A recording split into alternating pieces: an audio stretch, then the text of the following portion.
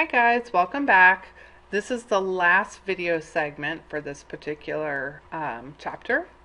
And in this chapter we're going to talk about, or in this segment we're going to talk about foreign relations in the United States, namely our relationships with Britain, France, and Spain. As a result of the Treaty of Paris, the United States gained new territory going west. If you all remember, the Treaty of Paris was the treaty that resolved or ended the Revolutionary War. And of course, the United States won the Revolutionary War and gained new territory as a result of it. However, the idea of expansion made the British very uncomfortable. They were worried about the strength of the United States. And of course, Native Americans living in the West did not like westward expansion of the United States. The British really wanted to contain the spread of the new nation.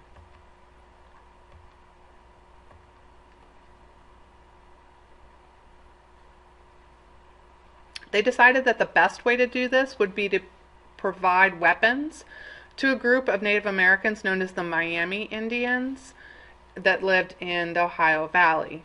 And the Miami Indians, there were actually many different tribes of Miami Indians, but they were really organized and led by one of the Miami chiefs named Little Turtle. It's a funny name, not a very intimidating name, but he was apparently a very good warrior. And so he was given weapons by the British, distributed them, and organized Native Americans to resist the settlement of Western Territory. And Washington had to send troops to protect the settlers who were moving that direction. The troops were attacked by Native American Indians, of course, led by Little Turtle. So in 1794, the U.S. finally defeated this confederacy, this organized group of Native Americans, and their leader, Little Turtle, at the Battle of Fallen Timbers. In the resulting treaty, Native American leaders gave the United States most of the state of Ohio. There were a couple things that went on there. One, Native Americans don't share the same idea of land ownership that white people do. They don't believe that land is owned by humans. The other thing that happened was, I don't believe any Native American leaders actually signed that treaty. It was more impressed upon them or imposed. But as a result of the treaty, the Northwest Territory was now open to be settled by white people. Looking at France for a minute, in France there was a French Revolution going on, a rebellion against the tyrannical monarchies. The monarchies were pretty cruel to the people. They weren't in touch with the common people, and they treated the people often very badly. This created kind of a problem for the United States because, having just revolted in the Revolutionary War, the Americans could really relate to what was going on in France. They could understand people revolting against the government. However, the French helped the United States in the Revolutionary War. They were actually the ones who sent naval ships to help us win in the final battle of Yorktown. So we see the French as an ally, and this is kind of a problem. Some Americans don't agree with the brutal execution of the French monarchies, and they were also tended to be divided by political party, and here's how. The Democrat-Republicans did not think the executions were good, but they could kind of understand where the revolutionaries were coming from. They understood why people wanted to revolt against the government. Federalists, however, felt that the revolutionaries were betraying their country, they were unruly, they didn't have the proper respect for government. And in the midst of all this, Britain and France go to war. The United States, at this point, having just getting on our feet after the Revolutionary War, is too weak, and we're too indebted. We owe a lot of money to get involved in the conflict between Britain and Spain. And we're also kind of torn. Again, we see France as an ally, but we're very dependent on Britain for trade. About 90% of American imports come from Britain. So we decide that we're going to declare ourselves neutral. Britain is not very happy about this. They don't appreciate the fact that we're not supporting them in the war against France, and they begin seizing U.S. ships that are headed to France. They figure that will hurt both us and France. This is called impressment. When they seize a ship, this is called impressing a ship. So this, of course, angers the United States. We don't appreciate our ships being attacked.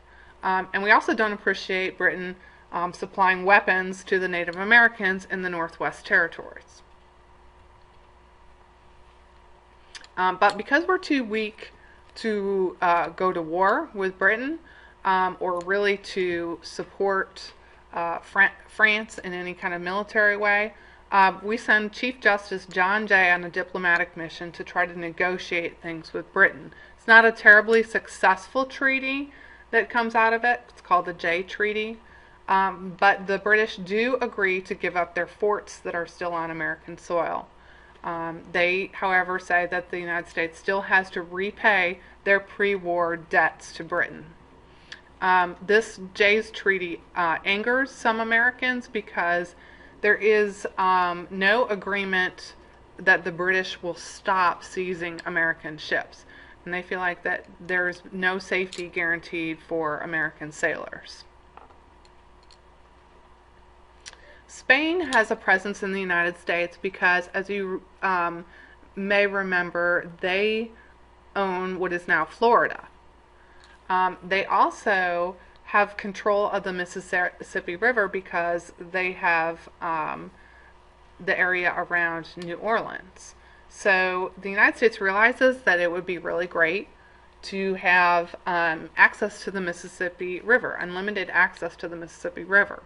We don't really want to start any wars with Spain, so we send diplomat Thomas Pinckney to try to arrange a treaty. He is successful, and it gives us free access to the Mississippi River. This allows us to ship goods up and down the Mississippi River. Also, settlers can move up and down the Mississippi River as they're moving west. So with access to the Mississippi River, the British forts have been removed, and Native Americans subdued. Americans can now move westward.